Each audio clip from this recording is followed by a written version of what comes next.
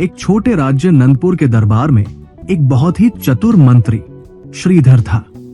श्रीधर हर समस्या का समाधान निकाल लेते थे और राजा चंद्र प्रकाश उनके बिना कोई बड़ा फैसला नहीं लेते थे। दरबार के अन्य लोग श्रीधर से जलते थे।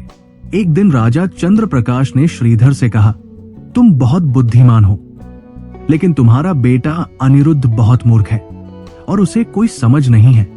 श्रीधर को यह सुनकर बुरा लगा और उन्होंने पूछा, महाराज, आप ऐसा क्यों कह रहे हैं? आपको ऐसा क्यों लगता है कि मेरा बेटा मूर्ख है? राजा ने कहा, हर सुबह जब मैं शिवगंज बाजार में प्रजा से मिलने जाता हूं, तुम्हारा बेटा वहां खड़ा रहता है। मैं हर दिन उससे पूछता हूं, सोना ज्यादा कीमती है या चांदी? और हर बार वो जवाब देता है, चांदी। ये सुनकर दरबार के सभी लोग हंसने लगे। श्रीधर चुपचाप घर गए और अपने बेटे अनिरुद्ध से पूछा, बेटा, कौन सी धातु ज्यादा कीमती है, सोना या चांदी? अनिरुद्ध ने तुरंत जवाब दिया, पिताजी, सोना। श्रीधर ने हैरान होकर पूछा, अगर तुम्हें पता है कि सोना ज्यादा कीमती है, तो तुम राजा को हर दिन गलत जवाब क्यों देते हो और कहते हो कि चांदी ज्यादा कीमती है?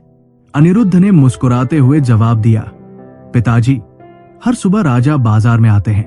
वो मुझे बुलाते हैं, 2 सिक्के मेरे सामने रखते हैं, एक सोने का और एक चांदी का, और मुझसे कहते हैं, सबसे कीमती वाला उठाओ। मैं चांदी का सिक्का उठा लेता हूं और राजा हंसते हुए चले जाते हैं। श्रीधर ने चिंतित होकर पूछा, तुम हर दिन चांदी का सिक्का क्यों उठाते हो? आज इसी वजह से पूरा दरबार मेरा मजाक उड़ा रहा था। अनिरुद्ध ने श्रीधर को अपने कमरे में ले जाकर एक लकड़ी का संदूक खोला। वो संदूक चांदी के सिक्कों से भरा हुआ था। इतने सारे सिक्के देखकर श्रीधर दंग रह गए और पूछा, तुम्हारे पास इतने सारे चांदी के सिक्के कहां से आए? अनिरुद्ध ने कहा, पिताजी, ये वही सिक्के हैं जो राजा मुझे देते हैं। जिस दिन मैंने सोने का सिक्का उठा लिया, उस दिन राजा मुझसे ये सवाल पूछना बंद कर देंगे और मुझे रोज चांदी का सिक्का मिलना भी बंद हो जाएगा।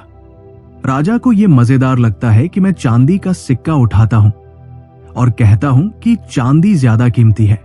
वो हंसते हैं और मुझे हर दिन एक चांदी का सिक्का देकर चले जाते हैं। मैं एक सोने के सिक्के के लिए रोज के चांदी के सिक्के गंवाना नहीं चाहता। ये सुनकर श्रीधर को अपने बेटे पर गर्व हुआ और उन्होंने समझा कि अनिरुद्ध की बुद्धिमानी को समझना हर किसी के बस की बात नहीं है।